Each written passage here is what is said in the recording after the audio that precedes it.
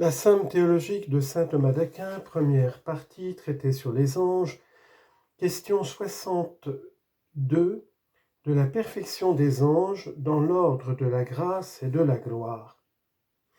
Voyons maintenant comment les anges ont été créés dans l'ordre de la grâce ou de la gloire. On demande 9 choses sur cette question. Premièrement, les anges ont-ils été créés bienheureux ? Deuxièmement, ont-ils eu besoin de la grâce pour se convertir et s'attacher à Dieu ?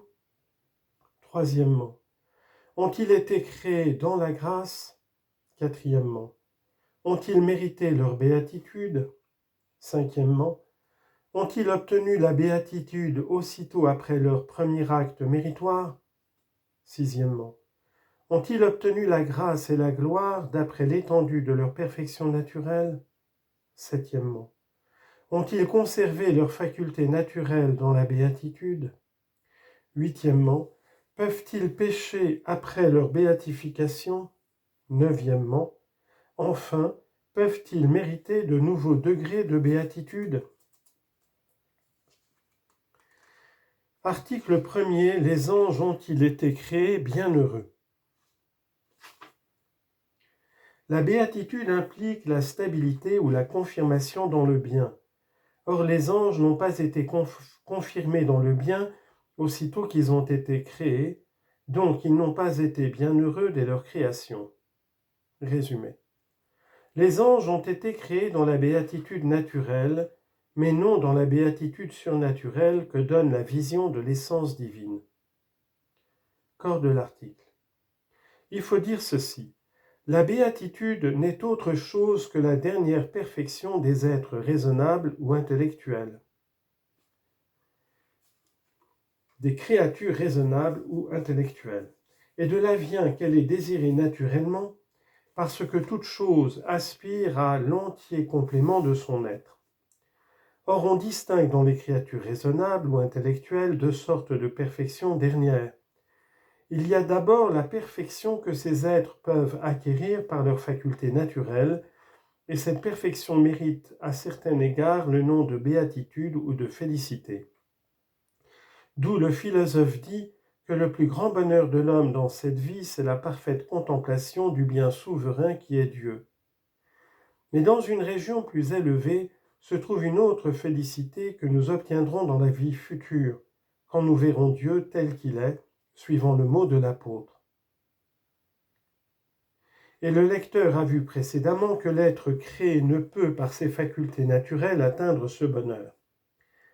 D'après tout cela, nous devons dire que les anges ont eu, dès le commencement de leur existence, la première béatitude, celle qu'ils peuvent acquérir par leur propre force, car ils ne parviennent pas à leur perfection naturelle lentement, progressivement comme l'homme, mais ils la possèdent tout d'abord à cause de la dignité de leur être.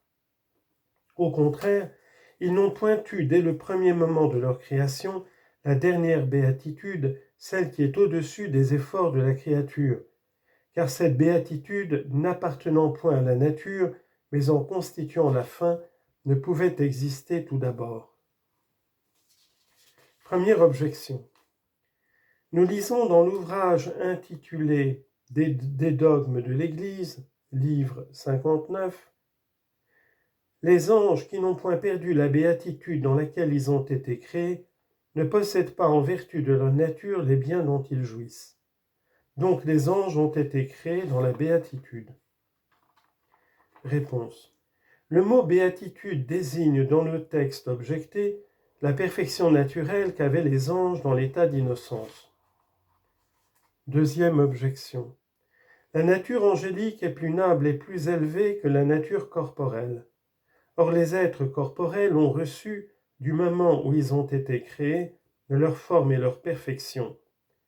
Ils n'ont été informes avant d'être formés, comme l'enseigne saint Augustin, que d'une priorité de nature et non de temps. Donc Dieu n'a pas créé la nature angélique informe et imparfaite, mais la forme et la perfection des anges consistent dans la béatitude que leur donne la jouissance de Dieu. Donc les anges ont été créés bienheureux. Réponse. La créature corporelle n'a pas eu, tout en naissant à l'existence, la perfection qu'elle acquiert par son opération. Ainsi la germination des plantes ne s'est point accomplie, comme le remarque saint Augustin, dès le commencement de l'œuvre divine, car la terre ne reçut tout d'abord que la vertu germinatrice.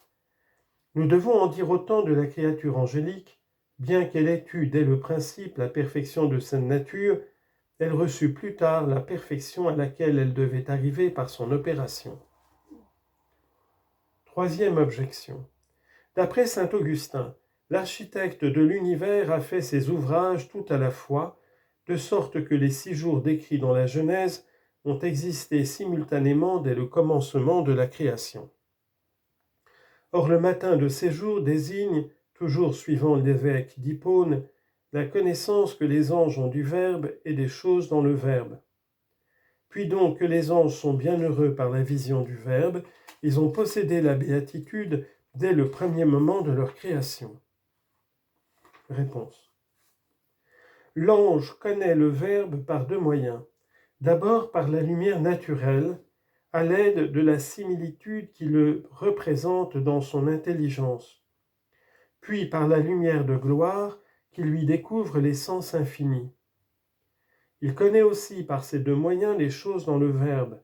Il les connaît imparfaitement par la lumière naturelle et parfaitement par la lumière de gloire.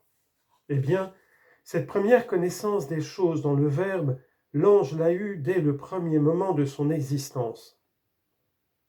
Mais il n'a eu la seconde que lorsqu'il a été rendu bienheureux par son attachement au bien suprême. La dernière s'appelle proprement la connaissance matutinale.